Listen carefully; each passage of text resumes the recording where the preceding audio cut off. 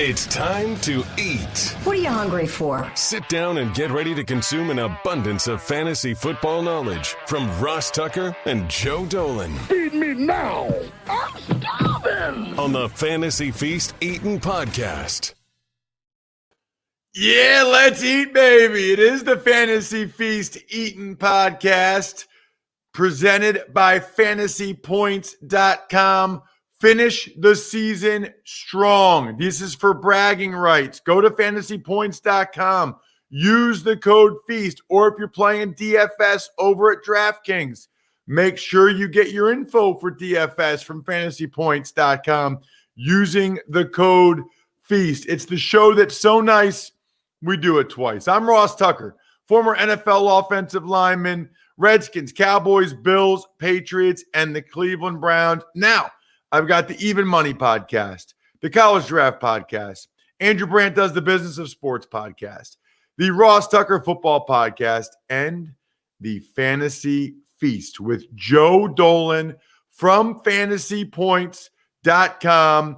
Make sure you check out Joe on Twitter like I do at FG_Dolan. I'm at Ross Tucker NFL everywhere, Twitter, Instagram, Facebook. Those of you who listen to the Ross Tucker Football Podcast know any engagement is appreciated. I'm looking for that. And if you engage in any way, a like, a reply, a retweet, whatever it is, you're eligible to win a little something from your boy. At Ross Tucker Pod is where we post up Twitter and Instagram. That is show related. Good morning, Joe. How are you? I'm well, Ross. It's we're week 11, 1 week away from Thanksgiving football.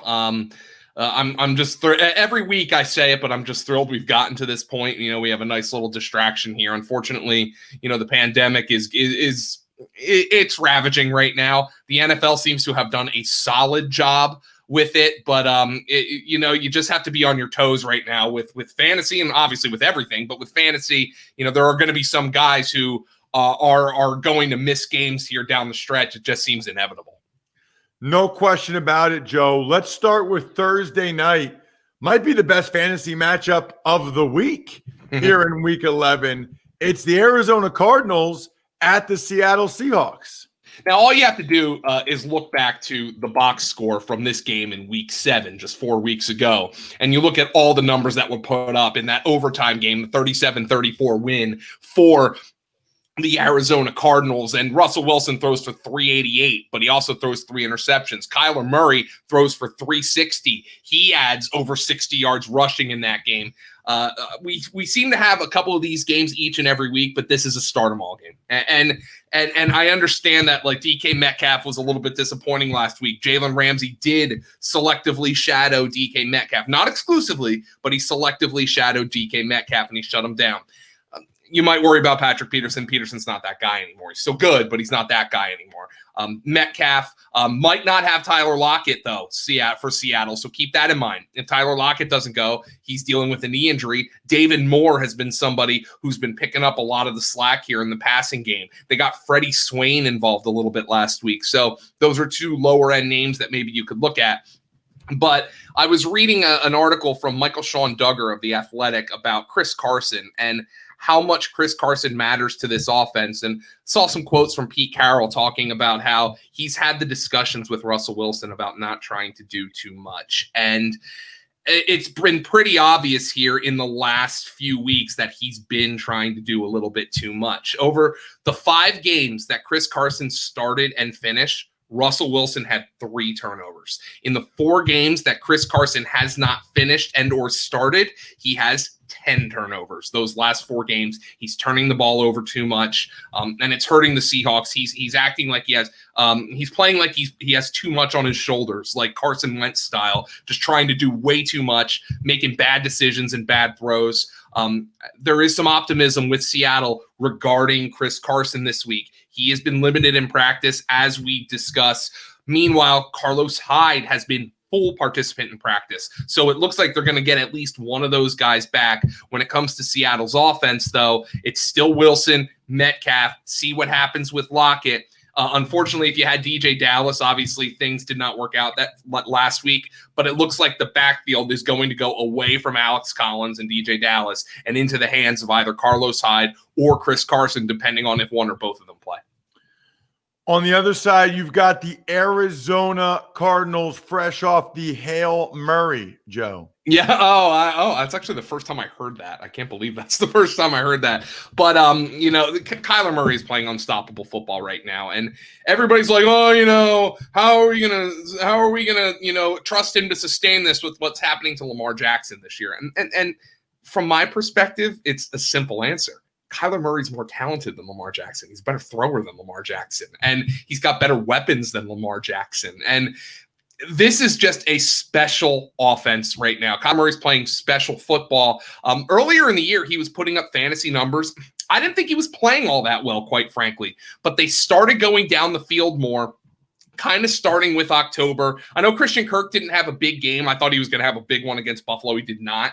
But I think they started to go down the field more. They started to stretch the field more. They ran the ball really well against Buffalo. Kenyon Drake got off to a bad start. He had a fumble, but he ran for 100 yards in that game. Chase Edmonds was selectively involved. This is an offense that has a lot of weapons and a quarterback who's executing it at a very high level, and a Seattle defense against a Seattle defense that cannot stop anybody. I mean, Arizona, Kyler Murray's the overall QB1 this week. That should not be a surprise. He's the quarterback one overall, and in this matchup, he's the QB1. DeAndre Hopkins, Christian Kirk, stardom, Kenyon Drake, and Chase Edmonds. Drake's kind of a low-end RB2. Edmonds is a flex play if you need one. The reason I say that, Edmonds has been way more productive as a receiver than Kenyon Drake, and it's clear that Kyler Murray likes throwing the ball to Edmonds more than he likes throwing it to Drake. Let's move on to the Sunday 1 o'clock games, Joe. It's interesting. Bengals at Washington. Bengals have been a really prolific offense. They got stymied by the Steelers. Meanwhile, Alex Smith is chucking it all over the place. And the guy he's chucking it to is J.D. McKissic out of the backfield. J.D. McKissic has 29 targets over his last 2 games. There is a very, very short list of players who have had that 14 or more targets in back-to-back games in NFL history. Very few of them have done it more than twice. And I'm getting a lot of people complaining, like, why is Antonio Gibson not getting these targets? He's a great receiver. He was a receiver in college. One factor here, pass protection. Antonio Gibson, I got a lot of people mad at me for saying he blew the block that got Kyle Allen hurt. Well, I read articles about it. The assumption in Washington's coaching staff in that building is Antonio Gibson needs to improve as a pass protector. That's why J.D. McKissic is playing over 70% of the snaps. Now, Antonio Gibson had a great fantasy day because he's a much better runner than Antonio Gibson, but much better runner than J.D. McKissic, rather. But J.D. McKissic is going to play on passing downs. He's going to continue to play on passing downs, and we have a backfield here where both of these running backs are RB2s for fantasy. And then you got Terry McLaurin, obviously, is a high-end wide receiver too, and you can throw Logan Thomas out there as a streamable tight end. I think Alex Smith is good for Logan Thomas. The targets have been there, the routes have been there. The production really hasn't been, but I feel like that might be coming soon. But as you said, Alex Smith's dropping back. He's playing pretty good football. His old tendencies have come out. We've seen his old tendencies, the check downs, the short throws, and I don't expect he's going to play any different going forward. On the other side, what about the Bengals? Just a bad matchup last week against Pittsburgh. And unfortunately, this Washington front seven, despite the injuries it has, still pretty good. Chase Young had the really dumb penalty last week, but it's still a good front seven. I expect they're going to be able to get after Joe Burrow. We don't know yet on Joe Mixon. It's now, I think, 4 weeks since the foot injury. Gio Bernard did not have a great game last week, but the offensive line has been a factor there in a negative way for that run game all season long.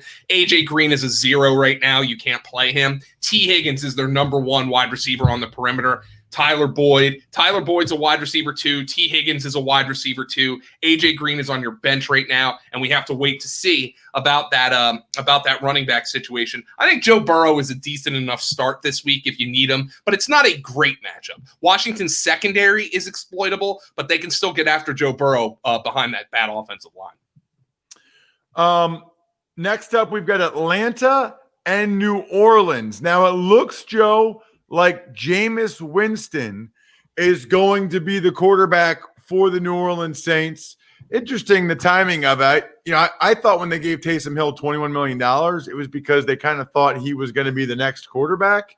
But evidently they gave him $21 million just to make sure they had him under contract for next year and to be the gadget guy. I think people are a little bit scared about Jameis for fantasy because they wonder what Taysom Hill's role is going to be.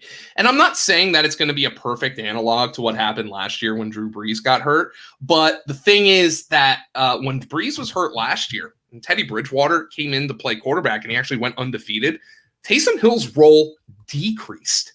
They did not use Taysom Hill more because Drew Brees was hurt. They actually used him less. And my guess was Sean Payton wanted to allow Teddy Bridgewater to get into a rhythm. And the question I have is he going to do the same thing this week with Jameis Winston and going forward? Because Jameis Winston is going to start at quarterback. I can't give you that answer. But what I can tell you is if you're looking at Jameis Winston as a potential streaming quarterback these next few weeks, these critical weeks for fantasy, well, look at the schedule. Atlanta, Denver, Atlanta, Philly. The next 4 weeks, then a potential shootout with Kansas City in week 15. We don't know how long Drew Brees is going to be out. I saw Ed Werder of ESPN, who's been plugged in on this injury. He said Drew Brees went for a second opinion that reaffirmed the first. You have broken ribs and you had a collapsed lung. And it's a matter of time until he gets the conditioning going, until he gets clearance from that ribs, and it's a pain tolerance thing. So it's going to be at least a couple of weeks, and I anticipate Jameis Winston will start at quarterback this week, and I think he'll end up being pretty popular for DFS, though, with Drew Brees getting hurt on Sunday. This isn't like a midweek injury where Jameis Winston's going to be min-priced. So the pricing might price some people out here, but it's a great matchup. The only thing that I'm worried about is what the hell is going on with Michael Thomas. He had 2 catches. He has not been a factor at all since he returned. Will Jameis Winston pump him the ball the way we expect Jameis Winston to? Or have they been trying to coach those over-aggressive tendencies out of Jameis Winston? Those are some answers that we don't really have right now as we move forward with the New Orleans Saints offense. Any other impact on other players for the Saints of this move? Emmanuel Sanders has been dinged up. I'm probably benching him right now. Jared Cook didn't have a catch last week. Utterly bizarre. He's a low-end tight end one. And Alvin Kamara is going to be Alvin Kamara. I mean, there was a point yesterday. There was a point earlier this week on Sunday's game for the Saints where Alvin Kamara had negative rushing yards and had over 20 PPR fantasy points. That just goes to show you what kind of weapon this guy is, where he has he's a running back who had negative rushing yards and he had over 20 fantasy points at one point. He ended up running for positive yards, but it just goes to show you what kind of weapon Alvin Kamara is. Speaking of negative, Joe, I know some people whose banking accounts right now are essentially negative because of credit card debt. They got more liabilities than they do assets. Dudes, refinance your high-interest credit card balances and save with a credit card consolidation loan from Lightstream. Rates start at 5.95% APR with auto pay and excellent credit. The rate is fixed. You can get a loan from $5,000 up to $100,000. My listeners can save even more with an additional interest rate discount. The only way to get it, though, is lightstream.com/feast. lightstream.com/feast. Subject to credit approval. Rates range from 5.95% APR to 19.99% APR and include 0.5% auto pay discount. Lowest rate requires excellent credit. Terms and conditions apply, and offers are subject to change without notice. Visit lightstream.com/feast for more information. What about Atlanta coming off the bye, Joe? Oh, well, you got Julio Jones obviously is going to have the matchup with Marshawn Lattimore, but you play Julio Jones. Calvin Ridley coming off the bye. He's limited in practice on Wednesday, so we have to wait to see for him because if he doesn't go, it's going to increase the roles of a Christian Blake or an Olamide Zaccheaus, who probably you can plug in there as like a low-end wide receiver 3. Certainly Russell Gage's role will increase. The thing I'm wondering with Atlanta is Todd Gurley has been getting a lot of work, and he's been getting in the end zone a lot. The problem is other than that, he's not really going anywhere. I mean, he hasn't averaged more than 3 yards per carry in a game since week number 5. I mean, talk about the definition of a plotter. And I wonder if over the bye, they're going to try to decrease his role a little bit because, I mean, he's averaging 3.7 yards per rush on the year, but he hasn't averaged over 3 yards per carry since averaging 8.6 in week number 5. I mean, that is not a viable run game in the NFL at this point. Now, he's fallen into the end zone a bunch this year. He's close to the NFL lead. He's got 9 rushing touchdowns, but it just hasn't been happening for him in the passing game, and he hasn't been efficient in any way on the ground. I wonder if they're going to decrease his role a little bit. Pittsburgh is at Jacksonville. Pittsburgh's a machine. Ben's doing a nice job spreading it around. Yeah, it's been kind of annoying, and I don't think there's been a DFS player who's been more obnoxious for people than Deontay Johnson, because it seems like when you put him in your lineup, he gets hurt in the first series of the game, and when you don't, he goes nuts. But we're showing with Deontay Johnson's production right now exactly why we were excited about drafting him. The guy's really good.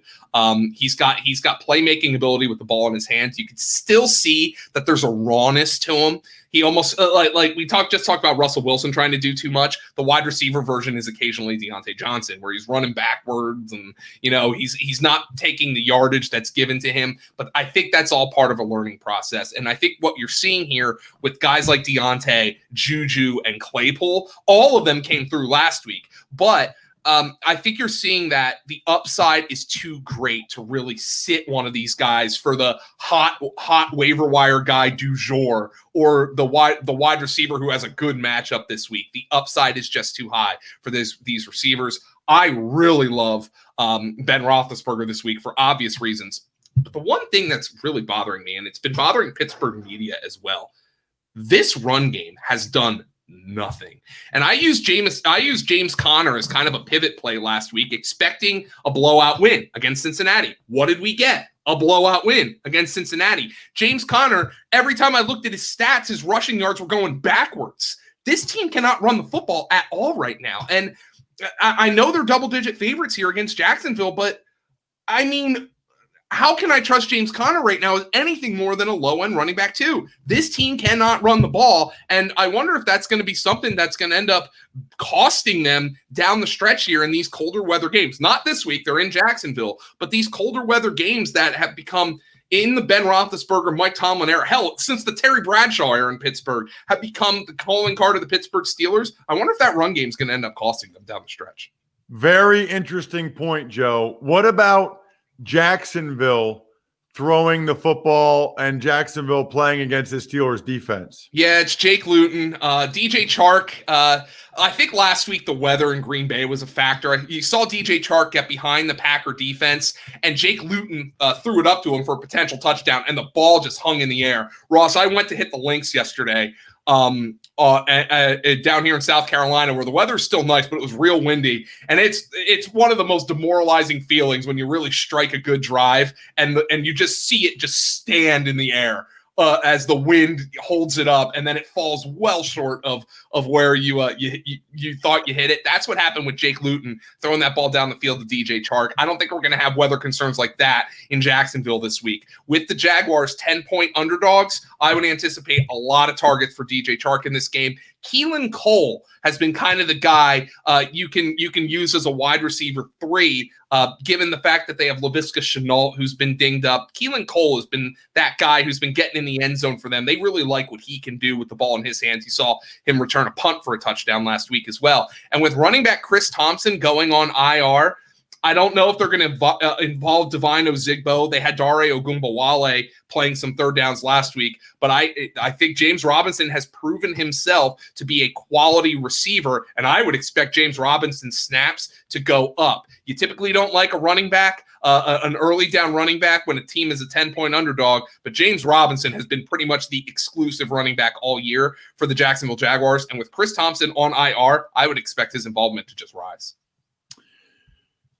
New England and Houston. New England ran that rock against the Baltimore Ravens. Now they go against the Texans' run defense that stinks. Yeah, Damian Harris has been awesome. I mean, I think Damian Harris is a strong RB2 this week. Rex Burkhead is kind of their passing down back. James White has kind of disappeared from this offense, unfortunately.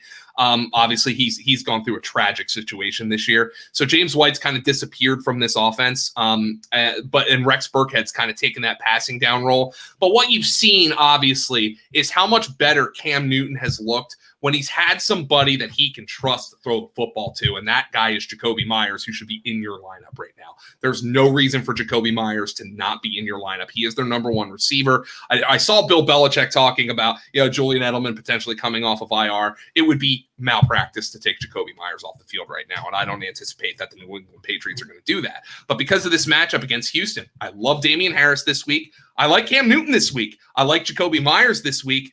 This could be kind of one of those, there is nothing sexy about the New England Patriots on offense. There's no doubt about that. This might be one of those games where maybe you get Damian Harris, who is maybe a little bit more of a boring player, and you plug him into your DFS lineup at a little bit lower ownership, and he ends up creating some value for you because I can see him going for over 100 yards in this game. Nice. What about Houston?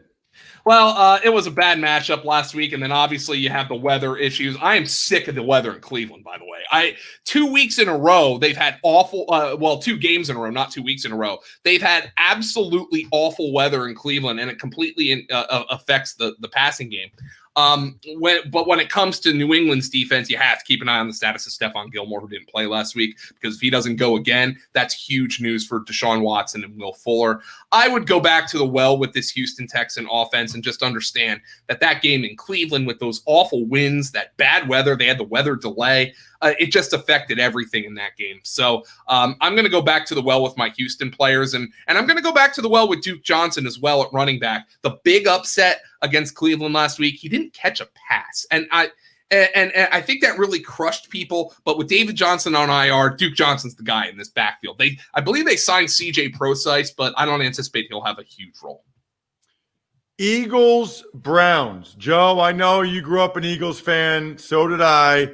That was painful against the New York Giants. I mean, is there Ross, you watch film and you talk to coach. Is there a less creative offense in the NFL right now than what Philadelphia is running? I mean, it is a slog to watch. And I know they went 0 for 8 or 0 for 9 on third downs.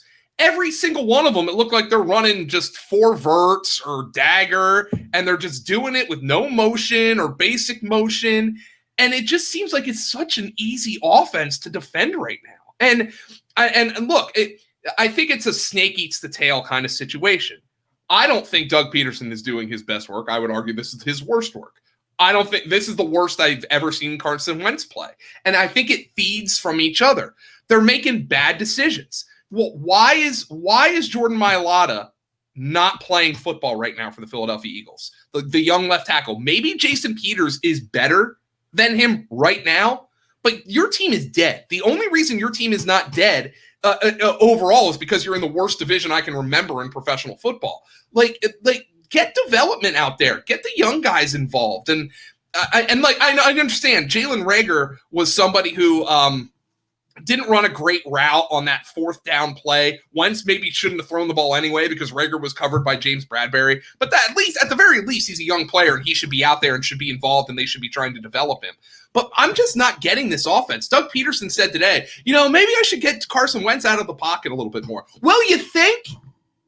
The guy looks like a different player when he's out of the pocket. I just don't get what's going on. Is Wentz audibling at the line of scrimmage? Is the roster just as bad as it looks? It is the worst. It's not the worst offense in the NFL, but to me, it looks like the least creative offense in the NFL. They're doing nothing. They're running basic route concepts. When they get into 3rd and long, which basically is every series, they just run a go ball. It's really painful to watch right now. They're not putting the ball in the hands of their best players. They abandon the run with Miles Sanders when he's carving up 6 yards per carry. It's just an absolute slog to watch the Philadelphia Eagles right now. And as we're talking right now, there are some potential weather concerns in Cleveland on Sunday, yet again, with those damn lake effect winds. So this could be a low-scoring, boring ass football game between two teams who are not scoring points right now. Well, okay, so let's go to Cleveland on the other side. They did run it very well against Houston. What do you like there? The run game. That's what I like with Cleveland. No, there's no two ways about that. Jim Schwartz, Eagles defense coordinator, who also did an abominable job last week, by the way. I'll throw that out there. He said this week that Kareem Hunt and Nick Chubb are the two best running backs that they faced this year. Not the best tandem. The two best running backs that the Eagles have faced this year. And if the weather is going to be a factor again, I expect Nick Chubb and Kareem Hunt to have success. That Eagle run defense could not contain Wayne Gallman and Alfred Morris last week. What the hell do you think Nick Chubb and Kareem Hunt are going to do to them? Like, it's a bad team right now that's poorly coached on both sides of the football, Philadelphia. And, if it wasn't for the offense, if it wasn't for the offensive struggles, we'd be talking about how poor a job Jim Schwartz has done with that Eagle defense. Up next, Joe, we've got Detroit and Carolina.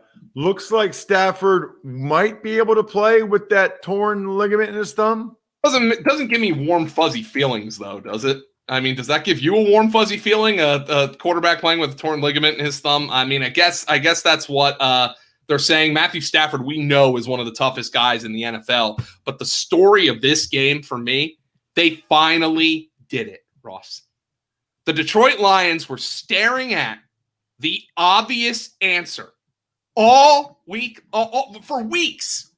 And that answer was, hey, maybe we should get the ball in the hands of DeAndre Swift. So Tom Pelissero of NFL Network reports before that game last week that the Lions are going to start DeAndre Swift. They're going to give him his first start of his NFL career. And we know that doesn't necessarily matter at running back because teams rotate running backs, but they actually followed through on it. They gave him over 20 touches. He gains nearly 150 yards from scrimmage. He scores a touchdown. Meanwhile, Adrian Peterson is reduced to a bit player. That is exactly what should have been happening for weeks for the Detroit Lions. I'm at this point with the state of the running back position for fantasy, I'm willing to call DeAndre Swift a running back one right now because I can't imagine they're going to go away from him. And with the state of Detroit's offense, where you don't have a whole lot of explosiveness, TJ Hawkinson is dealing with a toe injury. He had his worst game of the season last week. Marvin Jones is coming alive a little bit. What's the status of Kenny Golladay? We don't really know that. But with Matthew Stafford dealing with an injury, Hawkinson dealing with an injury, Marvin Jones is on the wrong side of 30. Me too, by the way. I mean, I feel it every day. But yeah, wrong side of 30 for Marvin Jones. There is one player on this team you can trust to make explosive plays on a consistent basis, and that's DeAndre Swift. He's a running back one right now. I love him in this matchup. They'll take their shots to Marvin Hall, but with Stafford dealing with the injury, the fact that he doesn't have his full complement of weapons healthy, it's not a great game for the Detroit passing game, and I think it's a great game for DeAndre Swift. What about Carolina? It looks like Bridgewater might be a go. McCaffrey still is not. Yeah, Bridgewater dealing with the knee injury, and as look, you're dealing with a game. In Vegas, they pull games off the board when there's a question about one quarterback. We got a game where there's a question about two quarterbacks. And it's for Carolina, I think this is a huge factor because I think Teddy Bridgewater and PJ Walker are very different quarterbacks. Teddy Bridgewater, that point guard, he's got that distributing mentality. I think PJ Walker is kind of your slashing perimeter forward who's going to try to make plays as a runner. I think Carolina's passing game takes a massive hit if Teddy Bridgewater does not play in this game. And does that mean Mike Davis is going to run the ball more? I'm not sure that's a great thing. He hasn't been very good recently. You want him to get those check downs. Is it going to be more shots down the field to DJ Moore and Robbie Anderson if PJ Walker is the quarterback here? If you have been rolling with some Carolina Panthers for fantasy, Moore, Samuel, Mike Davis, Robbie Anderson, cross your fingers that Teddy Bridgewater is able to play through that MCL injury because I think this passing game is going to take a massive hit if he doesn't go. But PJ Walker, by the way, because of his rushing upside, probably is going to be an interesting punt play for DFS if he plays. Ooh, I like that one there, Joe. That's interesting. Speaking of interesting, do you know DraftKings Sportsbook is still giving all new users the chance to earn a sign-up bonus up to $1,000 when signing up using the promo code Ross. So we got NFL games tomorrow night. We've got NBA draft. You can bet on that if you'd like tonight. We've got Maction. We've got obviously Saturday. We got college football Sunday, and whatever. You guys know what we got. But you also know where you need to do it. DraftKings, safe, reliable, secure. You can withdraw your money at your convenience. Download the top-rated DraftKings Sportsbook app now. Use promo code Ross when you sign up and get up to $1,000. That's code Ross to get a deposit bonus up to $1,000. Limited time, only at DraftKings Sportsbook. Must be 21 or older. New Jersey or PA only. Bonus comprised of a first deposit bonus. Deposit bonus requires 25 times playthrough. Restrictions apply. See DraftKings.com/sportsbook for details. Gambling problem? Call 1-800-GAMBLER. Last game we'll take a look at here, Joe. You've said it for weeks now. The Baltimore Ravens are broken offensively. They stink. It's bad. It's bad. And they don't throw the ball outside the numbers. And when I say stink, we're grading them on a curve. Lamar Jackson was the NFL MVP last year. I think we're allowed to criticize when things are not going well. Hollywood Brown, this ain't his fault. They cannot throw the ball outside the numbers. Their offensive line has been a problem. They have a 3-man running back rotation that's helping absolutely no one. Mark Ingram comes back and gains 5 yards on 5 carries. They don't know what they're doing right now. It is a painful offense to watch. Last week, obviously, they're playing in the monsoon, so you have to give them the benefit of the doubt there. But I don't know if it's a good sign that Lamar Jackson's passing numbers were better in a monsoon against New England. But they are a horrible fantasy team right now. Like, the only 2 guys I have any level of confidence in for fantasy right now are Lamar Jackson, simply because he runs, because he's not throwing the ball well, and Mark Andrews, who has been a massive underachiever. There is not a bigger disappointment in fantasy football than the Baltimore Ravens offense right now. It is broken. Teams have gotten better at defending the run concepts, and they have regressed in the passing game. That's all there is to it right now. And yes, the offensive line's a factor, but they have regressed across the board. Okay, what about Tennessee offensively after the Patriots just kind of ran the ball down the Ravens' throat? And you would think that Tennessee is going to try to do the same thing. Calais Campbell banged up. They had, I think they had COVID situations at the linebacker position. So you wonder if things are going to get better from that regard. But Tennessee is going to run the ball. I mean, we know Tennessee is going to run the ball. Derrick Henry, last week against Indianapolis, I remember watching that entire game, and I'm like, man, that was another bad one for Henry. And then you look at the box score, and he's got over 100 yards rushing. And so that's what Derrick Henry can give you. The Tannehill's play hasn't been great, although I think A.J. Brown dropped a potential touchdown last week that really would have helped Tannehill's numbers rise. But when it comes to the Tennessee Titans, A.J. Brown and Corey Davis, A.J. Brown's a wide receiver 2, Corey Davis a wide receiver 3. Tannehill in this matchup, not all that appealing.Maybe you take a shot on Jonnu Smith, who scored last week. But Tennessee, we know, is kind of the same team each and every week for fantasy. That'll do it for episode 1 of the show that's so nice we do it twice. We will break down all of the Sunday late games, the Sunday nighter, the Monday nighter on part 2 of the Fantasy Feast that will be in your podcast app shortly after midnight. We record them both, but we divvy them up so you guys have a little bit more leeway there as to when you consume them. At FG_Dolan on Twitter. He, of course, is the guy at fantasypoints.com, code FEAST. Make sure you're using that. Other than that, I think we're done here. Thanks for listening to the Fantasy Feast podcast. Make sure to also subscribe to the Ross Tucker Football Podcast, Even Money, Business of Sports, and the College Draft. All available at Apple Podcasts, rosstucker.com, or wherever podcasts can be found.